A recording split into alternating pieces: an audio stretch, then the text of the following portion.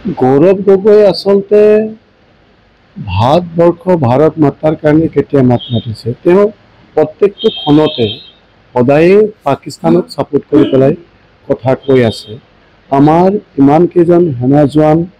দেশ মাতৃৰ কাৰণে প্ৰাণ আহুতি দিয়াৰ পাছতো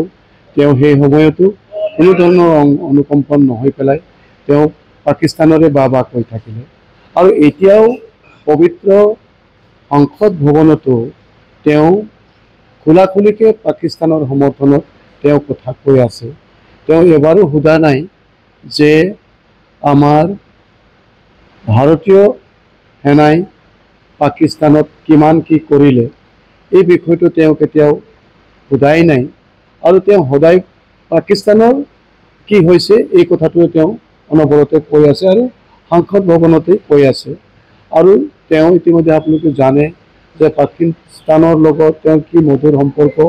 তেওঁৰ ধৰম পত্নীৰ কি মধুৰ সম্পৰ্ক এই কথাবিলাক ইতিমধ্যে আমি বিভিন্ন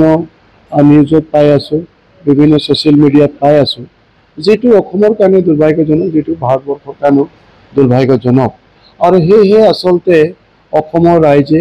উক্ত সাংসদজনক চিনাক্ত কৰিব লাগে যে তেওঁ অসমখনৰ কাৰণে বা ভাৰতবৰ্ষখনৰ কাৰণে কিমান চিন্তনীয় আপুনি বিচৰা বাতৰি পাব কেৱল নিউজ 18 এপত নিউজ 18 এপ ডাউনলোড কৰিবলৈ স্ক্যান কৰক এই QR কোড গুগল প্লে ষ্টৰতো পাব এই নিউজ 18 এপ